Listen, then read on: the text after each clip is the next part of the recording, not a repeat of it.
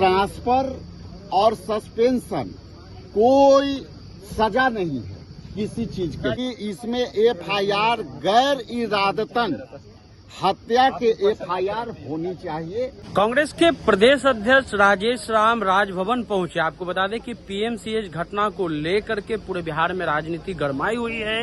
कल तक जो उस बच्ची का कोई सूद लेने वाला नहीं था, कल एक खबर आई कि पीएमसीएच के उपाधीक्षक को जो है वो हटा दिया गया है और एसकेएमसीएच के अधीक्षक को भी हटा दिया गया है। ये पूरी कार्रवाई के पीछे राजेश कुमार जो कांग्रेस के प्रदेश अध्यक्ष हैं, उनकी एक अहम रोल है, क्योंकि वो पहले बच्चे को एडमिट कराने के लिए जाते हैं। वहां पर जो है वो प्रशासन जो पीएमसीएच का है वो नौटंकी करता है। बाद में जो है आनन फानन के बाद जो है वहां पर बच्ची को एडमिट कराया जाता है और 24 घंटे के अंदर ही बच्ची की जान चली जाती है। इसको लेकर के बिहार की राजनीति जो है, जो मंगल पांडे स्वास्थ्य व्यवस्था और बिहार सरकार चुप थी, बिहार सरकार को बोलना पड़ा और मंगल पांडे ने कहा है कि स्पीडी ट्रायल कर करके जो है उनको सजा हम लोग दिलाएंगे जो भी दोषी होंगे। लेकिन इसमें राजेश कुमार जो कांग्रेस के प्रदेश अध्यक्ष हैं, उनका एक अहम भूमिका है, क्योंकि राजेश कुमार पहले दिन से ही जो है वो लगे हुए थे और इस मसले को लेकर के आज वो राजभवन भी पहुंचे। राजभवन से हम उनका बाइट सुना रहे हैं आपको कि वो कह रहे हैं कि जो भी दोषी है बस उसको पद से नहीं हटाया जाए, हत्या का मुकदमा गैर इरादतन हत्या का मुकदमा दर्ज होना चाहिए और जो दोषी है उसको जल्द से जल्द जो है वो सुनवाई हो। और जो पीड़ित परिवार है, जो बहुत ही गरीब है, जिनकी आर्थिक स्थिति जो है वो नग्न है, उनको लेकर के भी उन्होंने कहा कि परिवार को सहायता मिलनी चाहिए। क्या कुछ कह रहे हैं राजेश कुमार जी, पहले इस वीडियो को देखिए। राजेश जी, आपका बड़ा योगदान माना जा रहा है परिवार को न्याय दिलाने में। राजेश जी,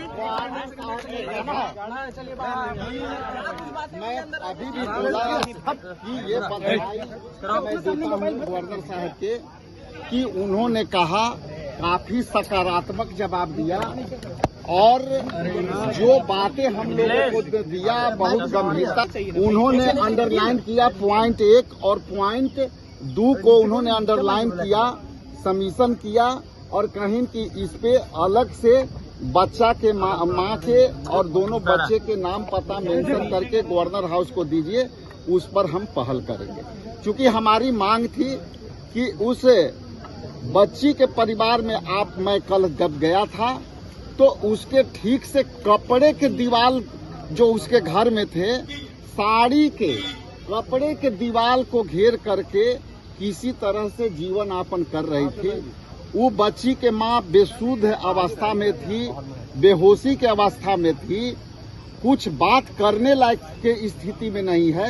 इसलिए ये बात से भी हम लोग गवर्नर साहब को अवगत कराए कि उन लोग को आर्थिक मदद के साथ साथ नौकरी, उनके परिजन को, आश्रित को एक नौकरी दिया। चूंकि माता ही एकमात्र है तो उनको आज कहीं भी आर्थिक मदद होनी चाहिए और उनके परिजन को जो है नौकरी मिलनी चाहिए। स्वास्थ्य विभाग की कार्रवाई को कैसे देखते हैं? राम मंत्री रहे हैं लगातार 15 वर्षों तक।